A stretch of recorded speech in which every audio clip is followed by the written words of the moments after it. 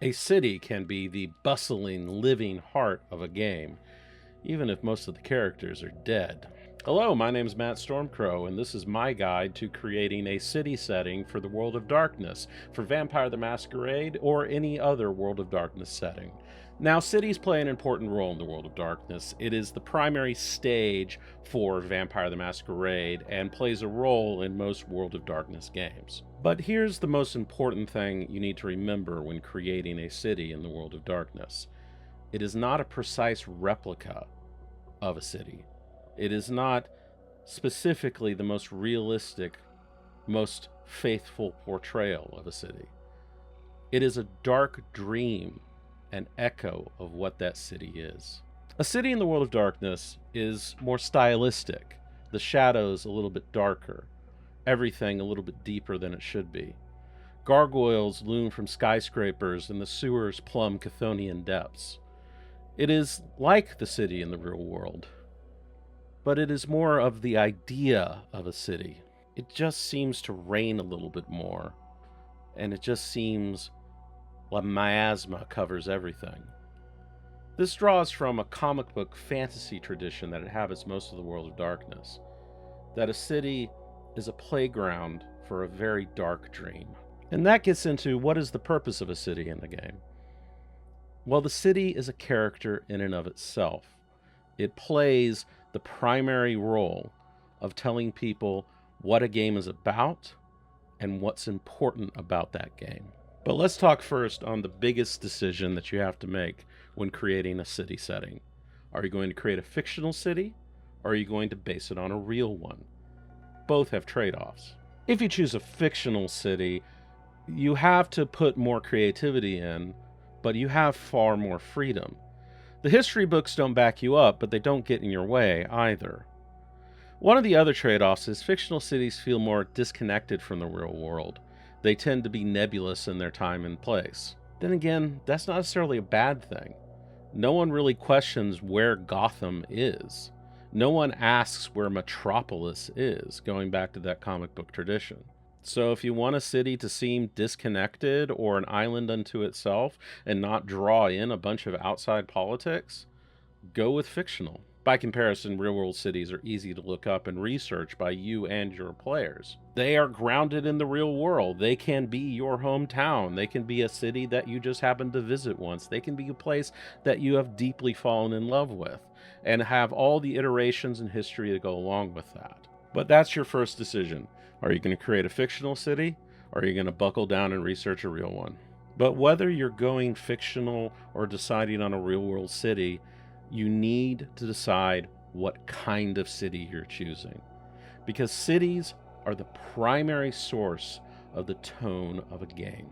A grim Rust Belt town, a glitzy metropolis, a quirky up-and-coming city, all of these have different tones they lend to a game, and also lend to different aspects to focus on. A character who's a Los Angeles movie producer is enabled by one, while a Rust Belt union organizer is enabled by the other. It can influence the different types of characters they enable as well. So here's what I recommend you do. Create your city's pitch. Tell me what the city's soul is in your game and what aspect of it you're going to explore. And different cities can have different aspects and different tones depending on what you look at. Is Los Angeles the city of fallen angels that chews up and rips up people that come to it pursuing dreams? Or is it a place where power and glitz interact at the highest echelons of society? These two themes are mutually compatible. You can focus on both, but it is often useful when you're creating a setting, creating a campaign, and deciding what you're going to elaborate on. Which are you going to focus on? So create a pitch. Give me 30 seconds, and that's all the time that you have to explain to me what the city is and what its heart is in the game you're creating. Once you've created the pitch and decided whether or not you have a fictional or real city, then becomes the issue of geography and how to incorporate it into the game. If you're creating a fictional city, you have more geography to create. What country is it in? What area of the country? All right, is there a river running through it? Is there a lake? Does it stand alone? Is it on the coast? Is it on a Great Lake? Is it on the Pacific Ocean? Is it on the Atlantic Ocean? Where is it? And you need to start creating those features and creating the map of the city starting now, if you're creating a fictional realm. But when you're creating a city, you have a unique opportunity to create something which is a perfect stage for the tone you just outlined in your pitch. While if you're creating a real city, you have to work harder in order to make it a more concrete and focused experience. Cities are big places and they're not simple, but you need something that can serve for your game. And once we have generally where the city is, then we can talk about districts, the distinct portions of the city that serve different purposes, both in the real world where their focus is at different types of business or activity, but more importantly in your game where they are the stage for different types of scenes. Districts are important. In a Vampire the Masquerade game, they form domains and turf for various vampires, and other supernaturals can also stake claims throughout the city. But also, this is where the game really occurs, where the flavor of the city really permeates. Now, fictional cities can have very clear-cut districts. They can have one section of town where all the office buildings are. They can have one section of town which is where all the club district is. This is the place with all the nightclubs. This is the place with all the businesses. This is the place with all the docks. This is the place with all the industrial stuff and pipes and factories that make fire. Real cities aren't really that clear-cut. They might have clear districts like Broadway or the Flatiron District, but much of real cities don't have much character. They're infill of apartment buildings and small businesses and auto stores and things like that. But when you're creating the city for the World of Darkness or any tabletop RPG, keep in mind your goal is not to be an urban planner and create a completely realistic city setup. Your point is to create the stage which various scenes start on. You want to create a place where would the shadowy interrogations under a single light bulb happen? Where would the high-powered board meetings happen? Where would the high-class art gallery happen? Where would you have the alleyway full of graffiti and trash can? Where are these places, both in the real city or the fictional city? You need these places because they're going to be different parts of your story occur there. Now, if you're dealing with a real city, I really recommend creating notable districts and outlining them. What I mean by notable districts is you create places that typify the various backdrops you need for these various types of scenes. If you have many art districts in your city, find one and magnify it to the art district. Give it that character so you have a place to do those kinds of scenes in with your game.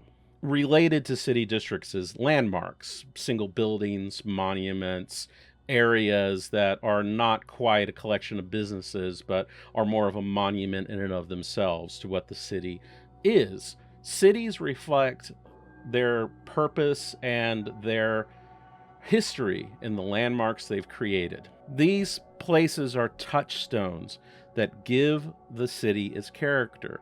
A Rust Belt town might have a particularly notable factory complex, or a monument to World War II dead, or all of these various other things, while Los Angeles notably has the Hollywood sign and the observatory and other things that are needed in order to give it its specific character. But if you look at the landmarks of a place, it reflects the history and what has gone on before, and what gives a city a sense of identity. Whether it is a amazing neo-Roman Capitol building, or it is a esteemed French Riviera opera house, or any of these other things, they give character to a city. Create specific places in those districts which typify that district or the city's history with that district. Speaking of history, coming up with the history of a city is important if you're creating a fictional city, and should be informed of where it is and how old it is. A city's age and history will also inform how it's laid out. Cities are very rarely designed in a completely logical manner. They go in fits and starts.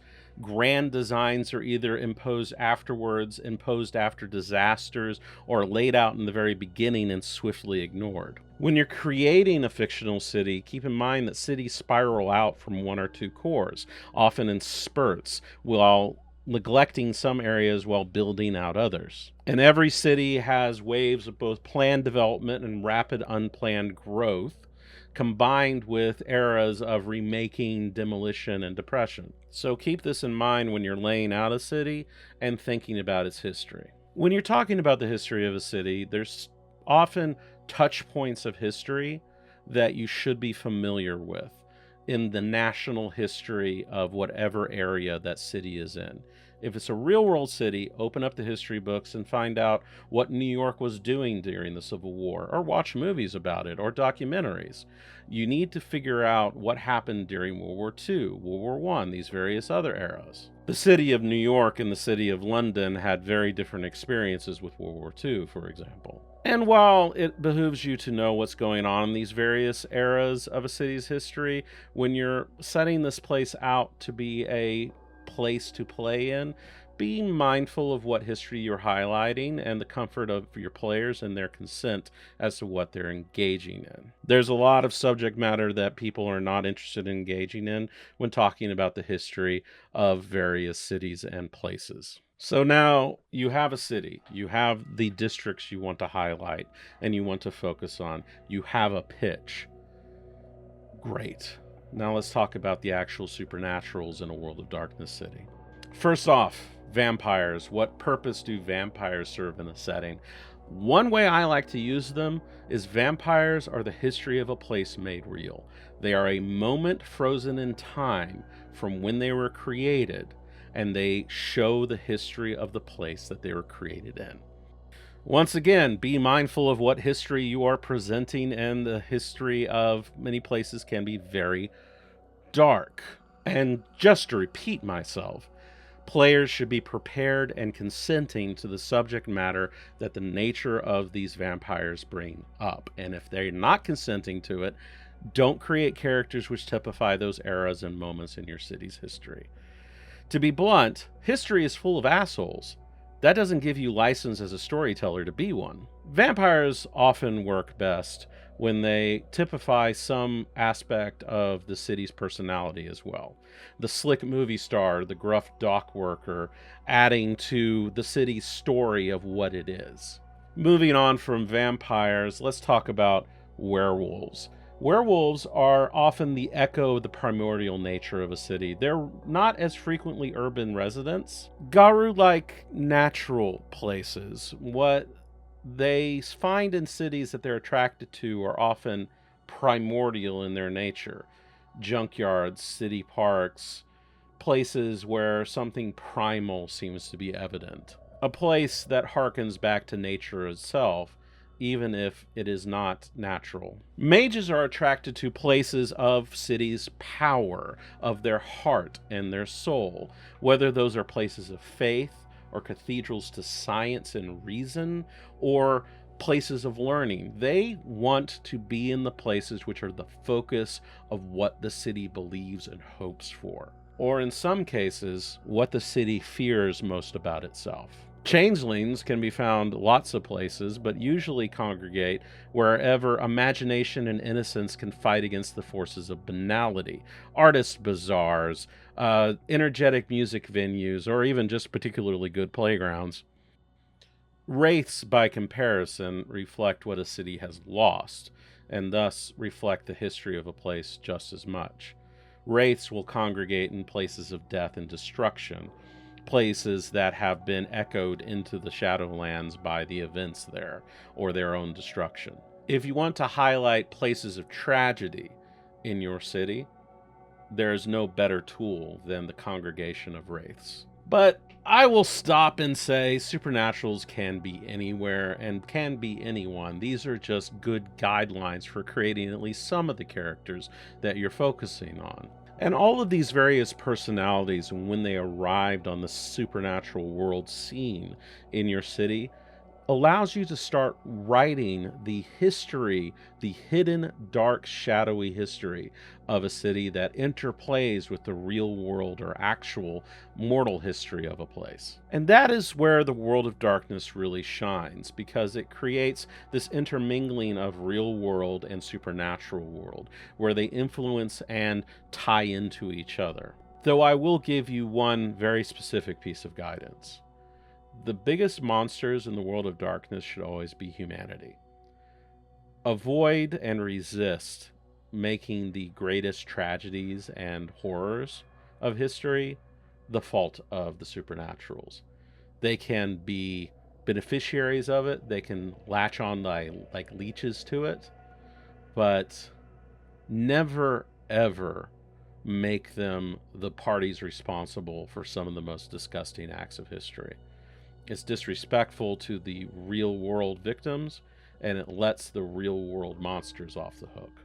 I hope you enjoyed these thoughts, and I hope that this clarifies how to create a city and the process that I go through in imagining them. Often by the end of this process, I have a map, I have districts laid out, I have personalities, I have a few NPCs, but not too many as to strangle myself. And you have a setting. You have a stage for which you can play the stories of the World of Darkness upon. Have fun and play safe.